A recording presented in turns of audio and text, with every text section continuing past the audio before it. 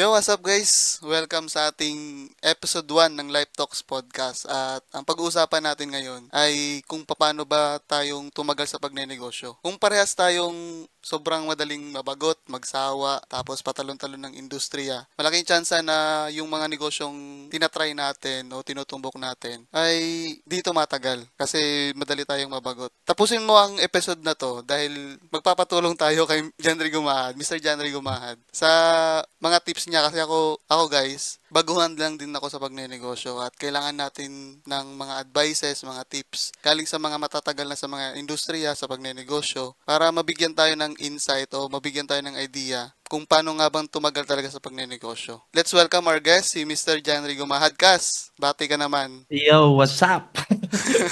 Patagalan ba to? Patagalan. Mabilisan lang. Okay. Ayun. Hello sa lahat. Patagalan ng tiyaga, ano ba? Patagalan sa pagnenegosyo talaga. Actually, Oo. kung sa patagalan ng negosyo, ako naman 9 years na sa isang business lang talaga. Nag-focus lang ako talaga sa isang business. Hindi pa naman siya ganun ka-successful yung business. Pero Pero yun tumagal. nga, kailangan Oo. kung tumagal dahil sa kailangan nating matuto, kailangan nating kasi may goal yung ano natin yung company natin. So hindi pa natin na-reach talaga yung pinaka pangarap ng negosyo natin. Kaya hanggang ngayon, focus pa rin. Ayos, thank you, Kas. Before tayong tumalon sa pinaka-topic. Nga pala Mm. guys, brief introduction. Si Kas Janry Gumahad, siya ang CEO at founder ng GNB Dynamics Corporation. At marami na rin siyang mga inopen up na mga businesses. Kaya marami tayong matututunan sa kanya. Before tayo tumalon sa pinaka-topic, Kas, kwentuhan mo muna kami before Mm. ka nag-start printing industry sa negosyo mo ngayon. Before ka nag-start printing services, Mm. sino ba si Janry Gumahad? At Um, ano ba ang buhay mo nun? Ano bang okay. pinagkakabalahan mo nun? Simula bata ba? Um, Ikaw bahala, Kas. Ano na lang, siguro sa work experience, pero galing ako din ng Mindanao, from Jensan. And then, ayun nga, na ano tayo dito sa Manila. Ang naging trabaho ko is, napasok ako sa real estate. Naging sales ako from 2006 hanggang 2016. 10 taon din akong real estate agent. Namimigay tayo ng flyers sa kalsada, pero magandang experience. At the same time naman, nag-start tayo sa ahente. Nagkaroon din naman tayo mga award na kahit pa paano nakakasundot naman ng mga top minsan, pero madalas sa baba. Mm-mm. At least nakatikim. So ayun, inikot ko halos din ng real estate na company. SMDC, Brita. Nag-start ako ng Brittany, SMDC, nag-Ayala din ako, Philinvest, DMCI, and pinakahuli, Century Properties. Yun, 10 taon tayong nambubudol ng kliyente. 10 taon din, no? Sobrang tagal din Oo, pala. 10 10 taon taon, starting anong year yung, Kas? 2006, nakarating ako sa Maynila dahil sa pinadala ako rito. Tapos ayun, napasok tayo sa real estate. Yun yung pinakaunang-unang trabaho natin. Hanggang sa 2016. 10 taon din. Sobrang tagal, 2006 to 2016. So may ano ka na talaga. History ka na ng tumatagal ka Pambubudol. sa industriya. Kasi real estate 'yun, 'di ba? Oo. So tumagal ka sa real estate kahit na iba-ibang company 'yun, same industry pa rin. Tumagal ka pa rin sa industry na 'yun. At Oo, kasi Kas, ewan ko, parang walang choice eh. may ano ako, yung pamilya mo ba, negosyante ba o yung status ng pinaka-family mo may kaya ba, mahirap ba? Sa masasabi mo, anong status ng family mo nun? Yung parents ko is nagbi-business, empleyado, business, empleyado. hindi naman namin masabing mayaman kami, hindi rin naman kaming masabing mahirap. Masipag din yung tatay ko. Napaaral niya naman kami ng sabay-sabay, 5 magkakapatid. Pero sa pagka sinabi mong business, yung tatay ko, nagnenegosyo siya, pero lagi lang din naloloko. Parang yun din ang naman ako eh. Tapos magaling na yung lecture, seminar, yung mga ganon. Speaker, networker, networking din siya. Okay. Magaling siya magsalita. Hindi ko nga alam bakit hindi ko namana sa kanya yun eh. Pero siguro dahil nga hindi ko pa napapractice, ay malalaman natin. Yun lang yun. 5 kami magkakapatid, nasa pangatlo ko. Tapos sa business naman, ngayon magkaparehas kami ng business ng ate ko at yung kapatid ko din na isa. Pero hindi talaga kami na-train from yung maliit pa lang na magnegosyo. Nakikita namin tatay namin magnegosyo. Okay. Pero hindi talaga. Hindi ko nga alam bakit napasok ako rito eh. Basta yun lang, every time na kung ano man yung mapupuntahan ko, ginagawa ko talaga yung na gagalingan ko. Para alam mo yun, tatagal ka. Kasi kung hindi mo naman bukod sa tatanggalin ka ng company, hindi ka rin magiging masaya doon sa mga ginagawa mo. Ayun lang. So, sabi nga nila, hindi daw ako natagal sa relasyon kasi paiba-iba daw ako. Yun lang akala nila. Sa tingin ko naman, Kas, parang nagmana ka rin naman na sa magaling magsalita sa tatay mo. Especially, tumagal ka sa real estate, pakapalan ng mukha siguro dun eh. Sa tingin mo ba, pakapalan ba ng mukha dun? O pagalingan lamang budol? Hindi siya pakapalan ng mukha eh. Kasi nung time namin, hindi uso ang online market. Yung wala pang Facebook noon. Talagang traditional. Flyers, haharangin mo sa alam mo yun sa MOA, namimigay kami ng flyers doon. Tapos pag pag kinausap kami ng client, talagang gigil na gigil kaming i-close yung deal na yun. Basta sumama sa amin, yun. Pero naman, yung iba, okay naman. Yung iba, syempre, dahil sa ang sales kasi, minsan pagka desperate na moves na i-close mo lang yung yung mga hindi niya alam mo yung minsan kasi tinatago mo yung katotohanan sa likod nung para ma-close mo lang yung deal. Ay yun naman ay hindi rin naging successful yung baga nag-back out din yung client. Yun din yung isa sa mga natutunan ko doon na nakakaawa, kumbaga nakakapanghinayang lang din. Yun lang. Pero masaya mag-sales. Isang requirements din kung magbi-business ka, dapat may ka talaga sa negotiation, marunong ka makipag-usap. Yun yung number 1 na requirements para sa kung gusto mo maging tumagal sa entrepreneur. Nagamit mo talaga siya sa pagnenegosyo. Yes, oo. Hindi lang sa client, pati sa mga supplier. Kay misis lang ata hindi. Sige lang, nakakat naman. Yun. Ayun. Yun, ayos. So, solid din pala yung naging experience mo dahil naging 10 years kang sales sa sa real estate industry. So, napaka-solid na experience nun. Tapos, yung background pala ng family mo, nagbi-business na. At sa pagkakaalam mo, yung most of the family members as well, nagbi-business din, di ba? So, parang yung pamilya nyo talaga ngayon, nagbi-business na. Into business talaga. Yes, oo. At the same time, nagtutulungan kami sa business Yun naman ang pinaka-importante doon, nagtutulungan. So, yung kwentuhan mo nga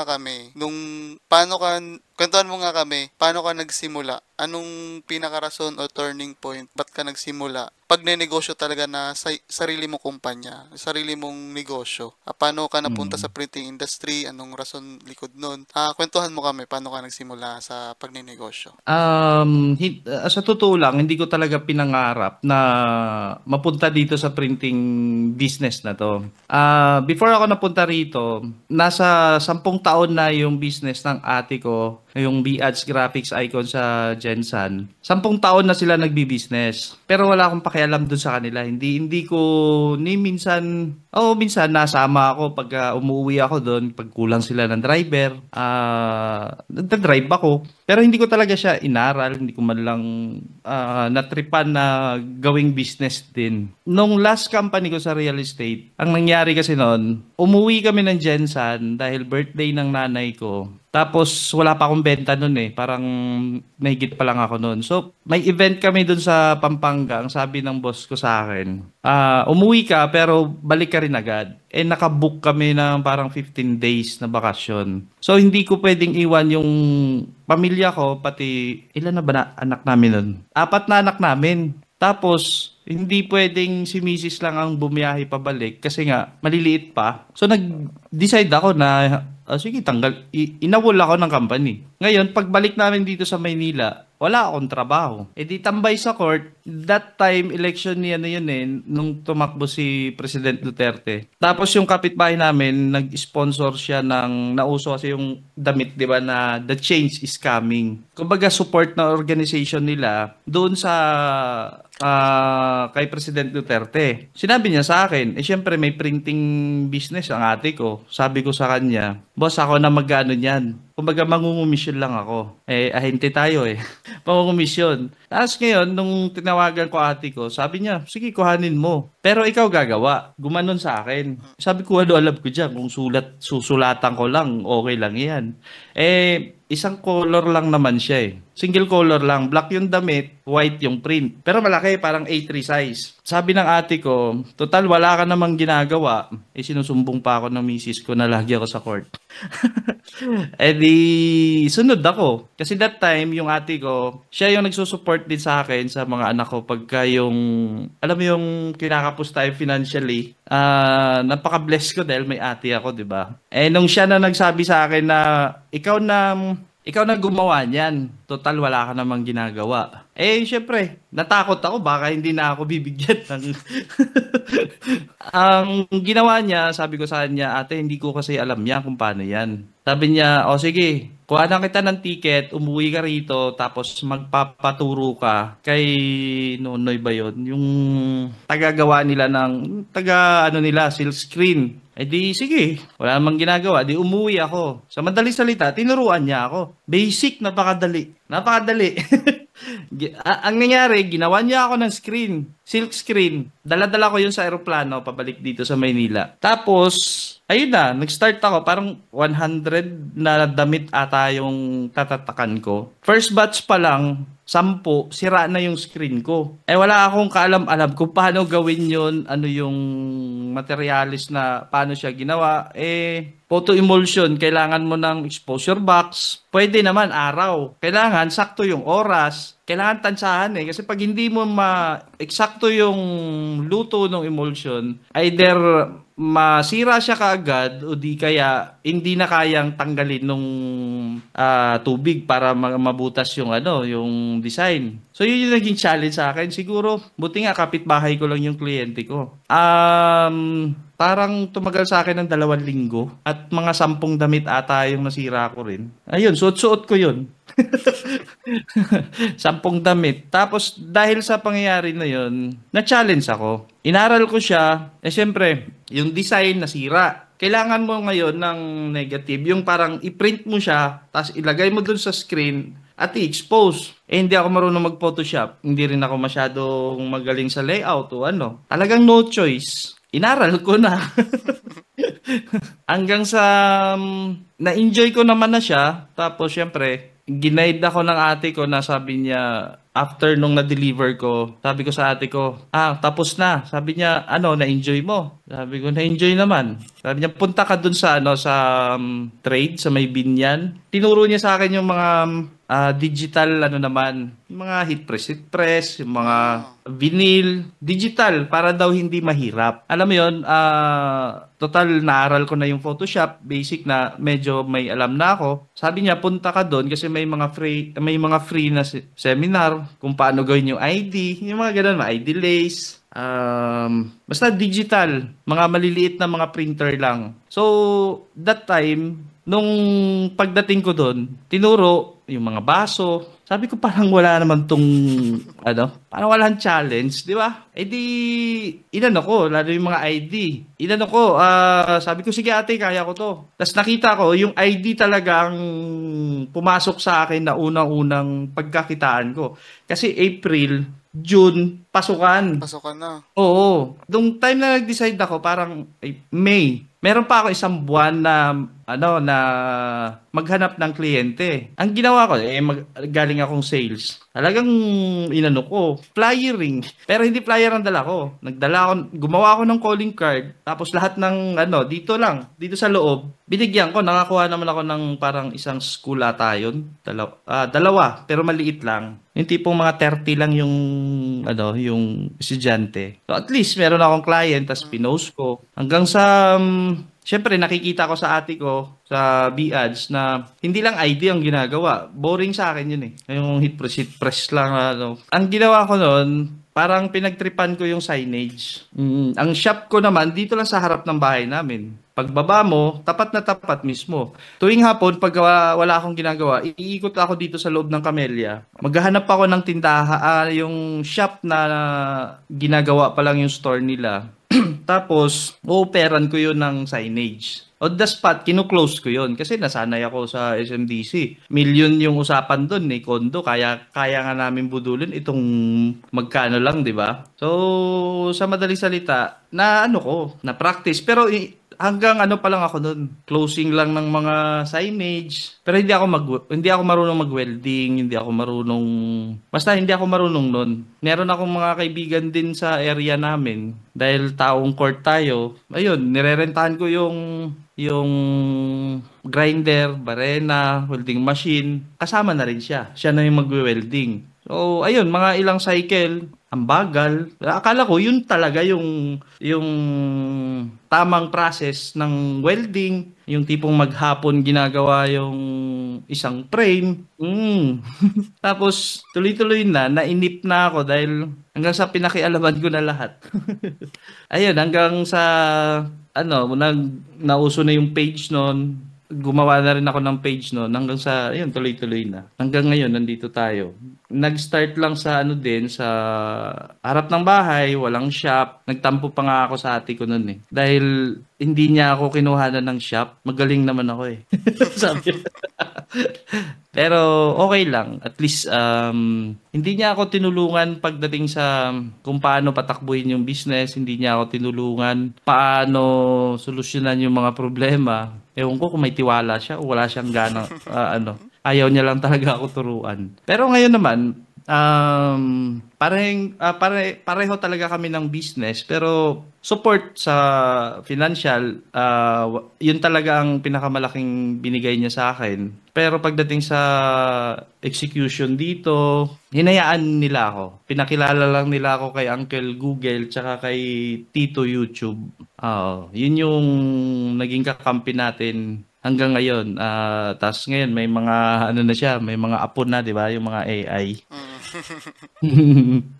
So, ayun, in 9 years, focus pa rin hanggang sa ngayon kasi malayo na dahil 10 taon na from sa harap lang ng bahay, nag-start ng silk screen, ngayon korporasyon na tayo, pero hindi ko pa rin siya iniwanan. Tuloy pa rin kasi nga may pangarap yung company natin. Kaya gusto natin magkaroon ng malaking impact talaga to eh. Kumbaga, basta malaki. Tapos, nag-try naman tayo ng iba, pero ito talaga yung main natin. Yung sinabi mong para tumagal sa business, I think mag-focus ka. Mag-set ka ng goal para hindi ka rin magsawa. Kumbaga, meron ka yung big why mo. So, importante yun. Start ng walang puhunan. And then, enjoy mo yung mga challenges na dadating sa'yo. Hindi mo siya, ewan ko lang kung merong yung luha ko parang naubos na rin sa 9 years na yun. Yung mga 8 years parang naubos na eh. Pero pagdating naman sa pamilya, doon naman tayo medyo kailangan may aayusin. Sa business, ganun pa rin naman. Continuous learning pa din. Wag ka talaga maubusan ng sabihin mong, ay okay na ako, magaling na ako. Narating ko na to, yun na, tapos na. Tapos ng Doon, learning. Checkmate na doon. doon na tayo hindi naman din sa, kumbaga, dumanas din naman ako doon eh. Kasi yung tipong, kahit pa paano, nagbunga yung pinaghirapan mo at nung time na nagkaroon ka, hindi rin, biktima din naman ako ng yung magastos kasi parang ni-reward ko yung sarili ko nagkaroon din ng maling desisyon pero that time may isa lang ako doon sinubukan yung magagalit si Mrs. Ayun lang. Tsaka focus lang talaga. At isa pa, kailangan mo rin magtiwala. Kailangan mo magtiwala sa pinili mong business na kaya ring baguhin yung, kumbaga, pag nag-success to, rewarding din. Kailangan mo magtiwala. Kasi kung wala, hiwa-hiwalay na. So, yun, napaka-inspiring pala ng storya ng pag-start mo ng printing business. Wala talagang plano, di ba? Wala sa plano na magbi-business eh. Pero hindi mo naman kinamuhian na magbi-business ka. Hindi mo naman nilayo yung sarili mo. May plano ka talagang magnegosyo dati pa. Pero hindi lang printing. Hindi, wala rin. Wala rin talaga. Gusto Wala mo lang rin, talaga wala. magtambay sa court, no? Mag-shoot-shoot lang doon. Masaya maging tambay eh. Oo, kasi hindi, pero that time hindi naman. Natambay tayo kasi wala tayong trabaho. Oo. Oo, pero yun, isa din yun kasi nga tamad din tayo eh. Kaya natin magtrabaho. Pero ayun lang naman ang kilala ko naman sarili ko eh. Pagka talaga nag-commit ako na tatrabahuin ko yun. All in talaga. Oo. In 9 years, siguro mga 8 taon, sacrifice talaga. Hindi ako lumabas. Kung ang iba pag may problema, pumupunta ng bar, naglalasing. Ako pag may problema, wala, nandito lang. Oo, nanonood lang ng Arvin Urubia. Oh. May naman, merong factor na hindi rin siya maganda na ikulong mo yung sarili mo. Ewan ko lang, kanya-kanyang din eh. Kanya-kanyang yan eh, preference. Kasi sabi nga nila, ilabas ko naman daw yung sarili ko. Nung nilabas ko naman yung sarili ko, nagmukhang tanga naman ako kasi sinamahan ako ni Mrs. Kumbaga lang kami sa sa may Dasma yun, naalala ko yun. Pasok kami, sabi niya, kailangan mo mag-chill. Ayun, dinala niya ako, parang sports bar na tayo. Billiard, mga ganon. Ako, pagpasok ko dun, sabi, parang 19 nung bumalik yung parang hindi na fit yung edad ko dun sa pinuntahan namin, nagmukhang matanda ang dating ko. Hindi na ako nasanay sa ganun. Although hindi naman tayo sanay na lagi sa mga ganyan. Na dahil lang sa mga kaibigan na napasama tayo. Pero hindi natin ugali yun eh. That time, grabe, sabi ko nga, kailangan ko nga talaga ilabas yung sarili ko. Which is, good thing din. Basta lahat naman may learning tayo dun eh. Tama.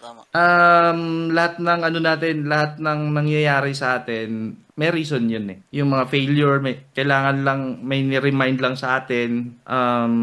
Basta nag-failure ka doon sa gusto mong pangarap. Ibig sabihin, naka-align yung mga mali mo, yung mga ginagawa mo. Iba yung, ang gusto mo mangyari, mag-successful yung business mo, pero nag-failed ka ng babae ka. Nahuli ka ng babae. My goodness. Ang layo naman sa gusto mo, yung mga pinagagawa mo sa buhay, di ba? Ako nga 9 years nag-focus, hindi pa successful ang business. Tapos ikaw, gusto mo maging successful sa business mo, pero nang babae ka, nandoon ka sa bilyaran, kung saan ka pupunta. Hindi siya proportion, hindi siya parang align sa kung anong gusto mo sa ginagawa mo, parang ganun. Actually, totoo yun. Gusto mong maging entrepreneur pero pinagagawa mo kung ano-ano.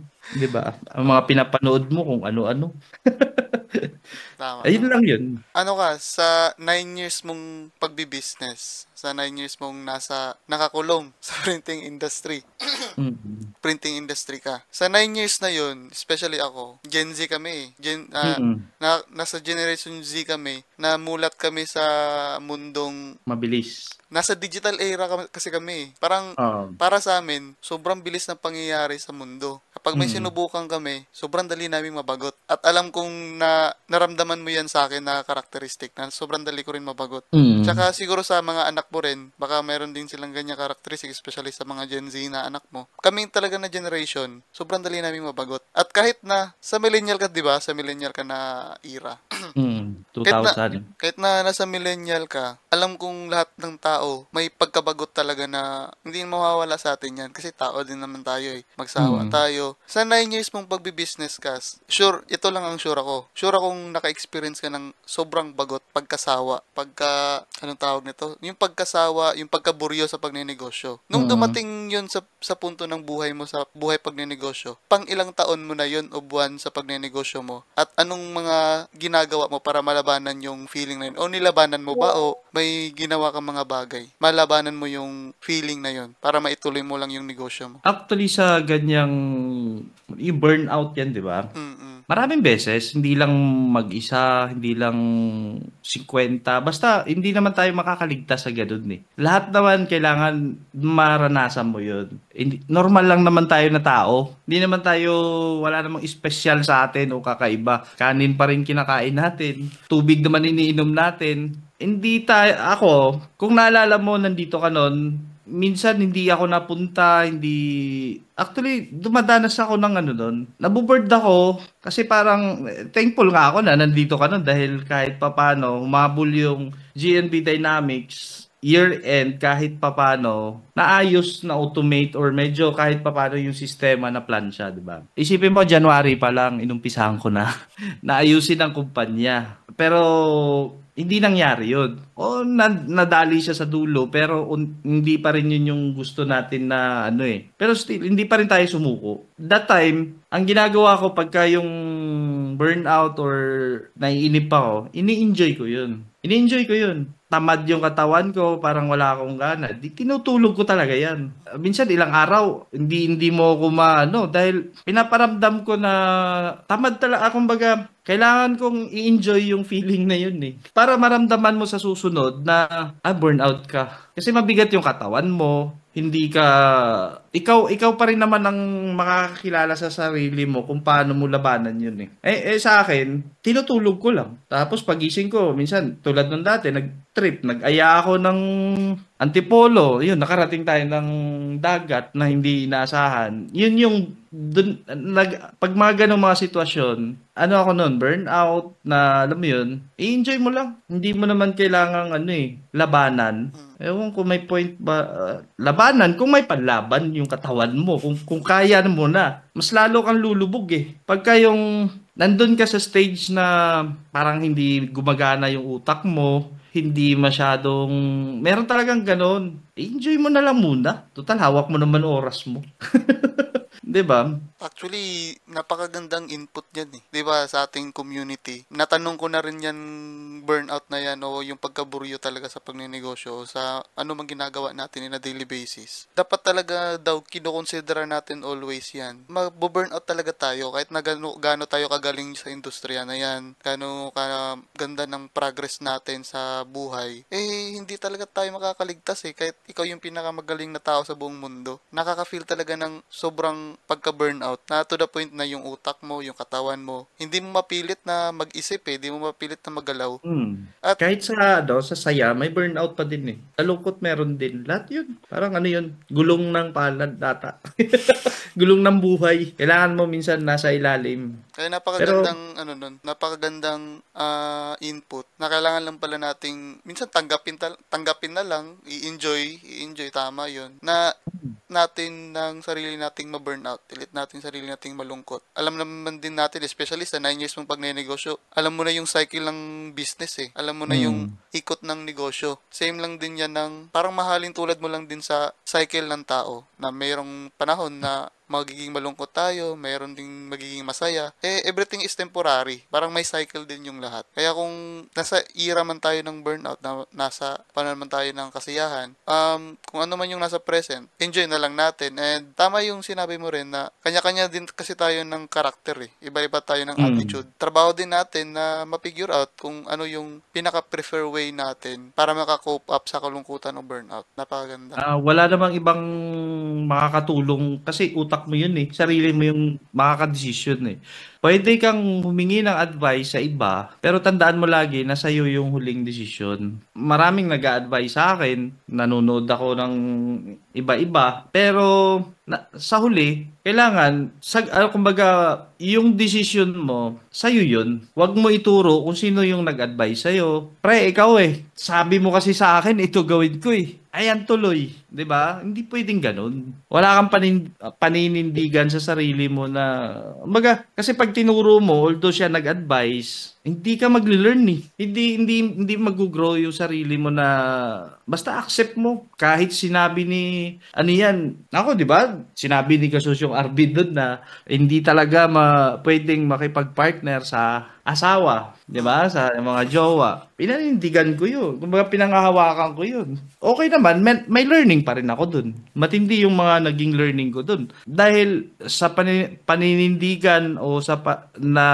naniwala ako dun sa sinabi niya, may mga learning at ngayon naman, bumabawi tayo at na-accept natin na mali pala yung ginawa ko nun. Medyo okay. Tignan mo, medyo pugi-pugi na unti kumpara ng mga nakaraang. Basta ano lang, be responsible kung ano man yung decision mo, wag mo turo sa iba.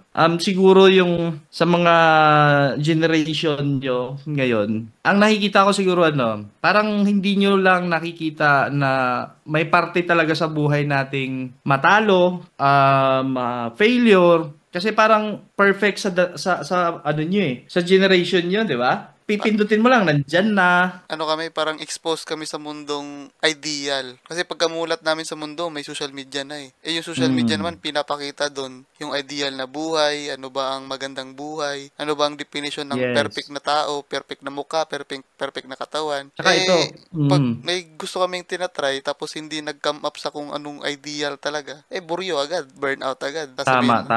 Yun, tama yung input mo. Tsaka yung ibang mga kasi, yung mga ibang influencer na successful na, syempre ipapakita nun yung mga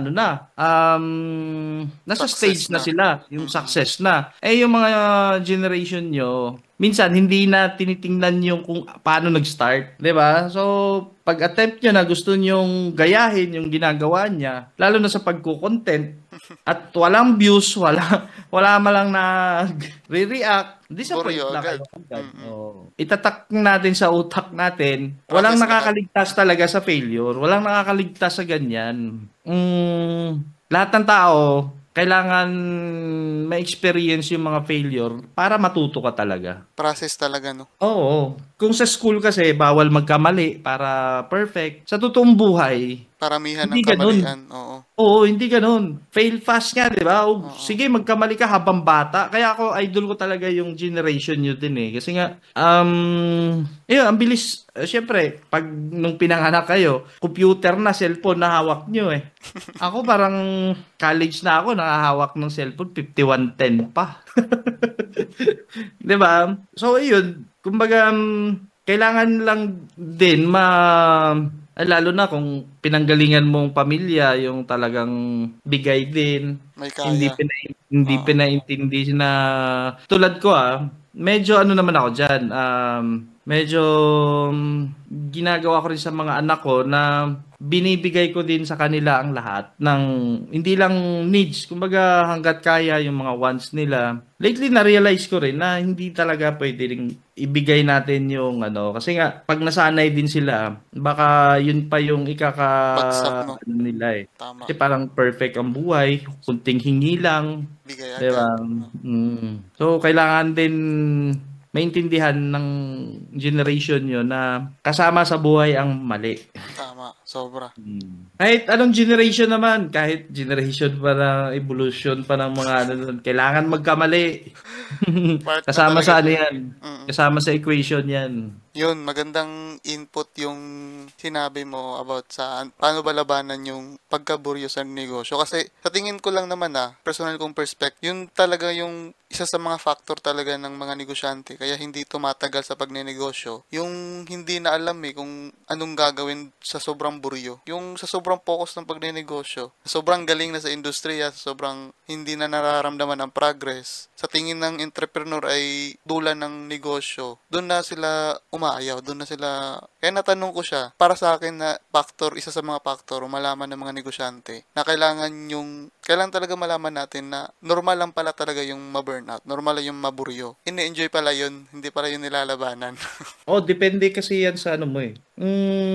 Lahat talaga nakakaano doon. Walang nakakaligtas doon. Kailangan mo lang talaga siya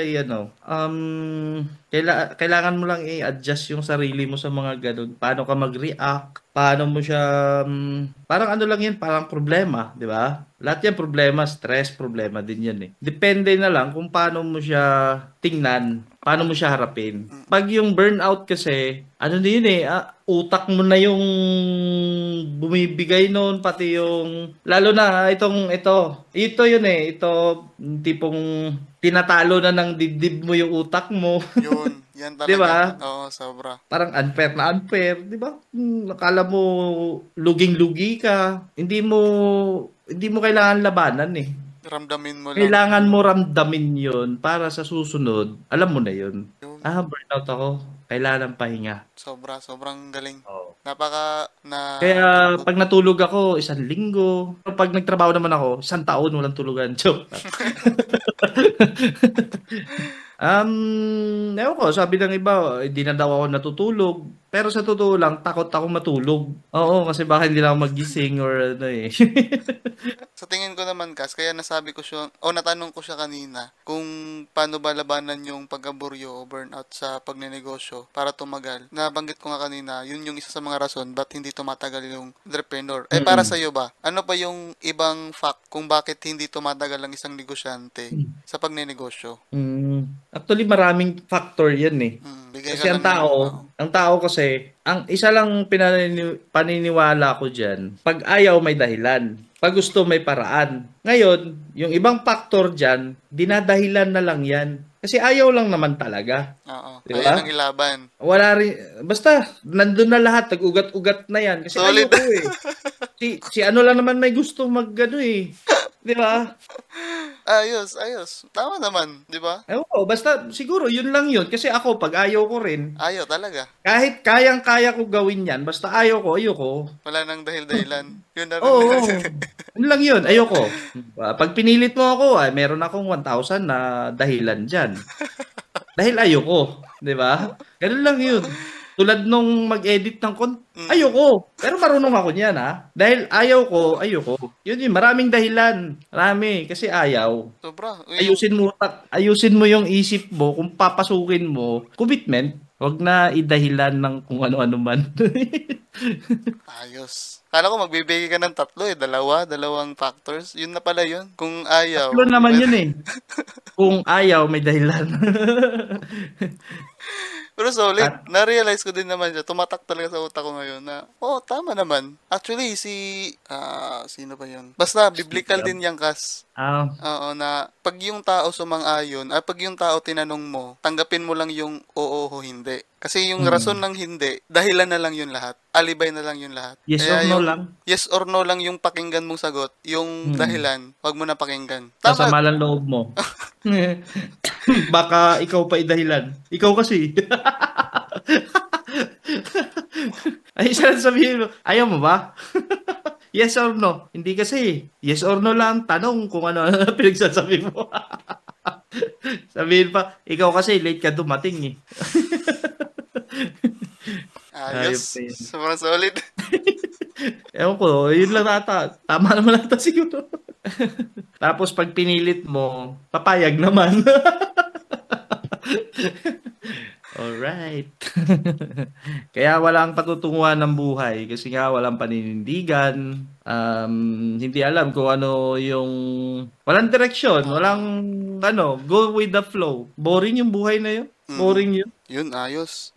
So, yun guys. Yes or no lang pala. Kung ayaw, may dahilan. Kung gusto, maraming paraan. Ayos yun. Ayos yung solid yung insight na yun. At Kas, last question. Hindi last question. Actually, ano lang yun, mga salitang kanto lang yun. Nakuha ko lang yun sa court eh. Kaka-basketball lang yun. Pero tama may punto. Kahit naisipin ko ngayon eh. Parang oo nga, tama naman yun. Sa mga anong masasabi mo sa mga taong nabuburyo ngayon? Anong masasabi mo sa mga negosyante ngayon na nakaka-experience ng gusto ng bumitaw o gusto ng ihinto yung pagnenegosyo nila? Anong mga advice mo sa kanila para magpatuloy, para lumaban pa sa pagnenegosyo? Meron kasi dalawang klaseng pagsuko na bibitaw na sila sa negosyo nila. Unang-una, yung mga bumibitaw dahil pumasok na hindi naman talaga sila committed, bumitaw na kayo. Pag nilaban nyo yan, sigurado, bibitaw pa rin kayo ulit dyan. Huwag nyo na sayangin yung oras nyo dahil kasama rin kayo dun sa ayaw, di ba? Ilalaban nyo yan. Makikinig kayo dun sa mga nag-udyok sa inyo na magnegosyo. Bandang huli, sasama pa loob nyo dun Bitawan nyo na. Kung talagang niloloko mo lang sarili mo hindi mo naman talaga gusto tapos gustong-gusto, parang lalaban-laban ka dyan, di ba? Kasi pag gusto mo yan, hindi mo na kailangan itanong yan Ilalaban ko ba to? Isusuko ko ba to? Dahil pag gusto mo nga, di ba, may paraan. Ikaw nakakaalam dyan kung yung pagsuko mo ba talaga ay dahilan nun ay burnout or talagang kasi pag suko, pag ikaw ay nag-decide o nag-commit na ito na talaga, yung parang wala ka ng fallback, wala ka ng tatakbuhan, nag-decide ka talaga na mag-business, dead or alive, sabi nga, whatever, ako lagi sinasabi ko yan, whatever it takes, just do it. Makakarating at makakarating ka dun sa taas. Wala na ibang wala na ibang rason o wala na ibang paliwanag. Period.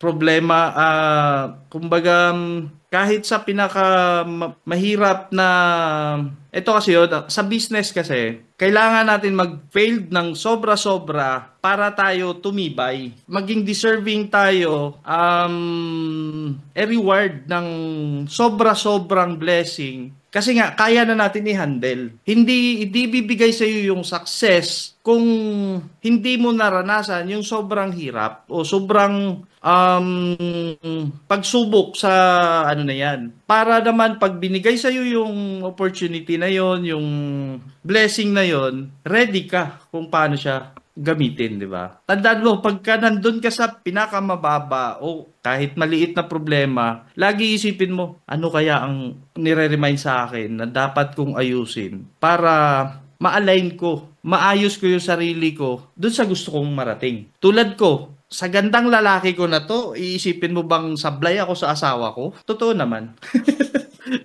Totoo yun.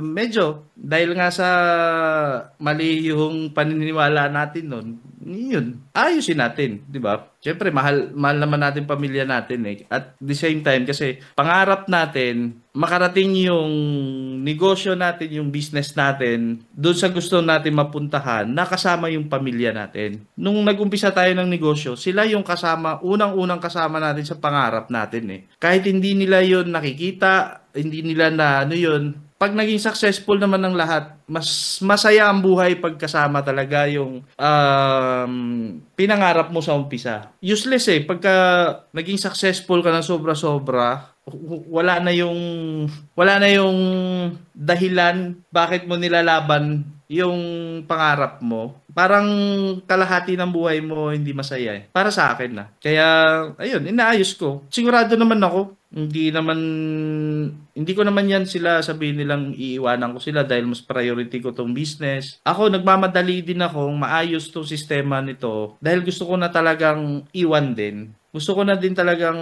yung time ko, pero nahirapan din akong i-adjust. Gawa nga nang nasanay ako na wala sa kanila Although, nasa kabilang kanto lang naman sila Alam mo naman yan hindi pa umiinit yung motor natin, makina ng motor natin, nandun na tayo Yun yung kailangan tarabahuin talaga. Blessed tayo, hindi tayo binitawan kahit na ilang beses na nag-declare ng martial law o hiwalayan ang puti sa dikolor. Ayun lang, sobrang blessed din. Ayun lang talaga. Yun, ayos. Thank you so much, Kas. Napaka-solid ng episode na to. Sobrang dami ko rin natutunan sa'yo. Sa ngayon pa lang na episode na to, sa ngayon pa lang na podcast na to, na pag-usapan natin. Kapag nagsasalita ka talaga, pag tayong dalawa na lang talaga dyan sa prod, puyat na ako, makikinig talaga ako sa'yo.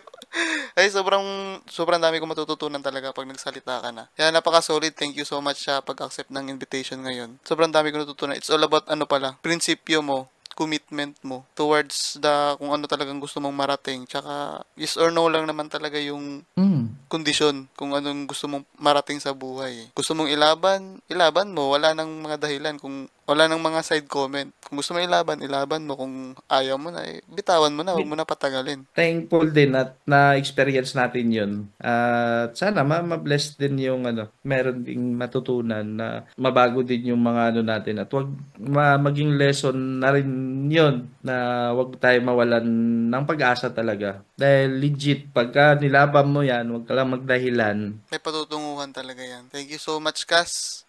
Thank you guys sa panunood ng episode na to. Don't forget na mag-like, comment, and share sa Yes. video na to and subscribe sa aming channel, Kyle Nelson Omac, guys. And thank you so much, guys.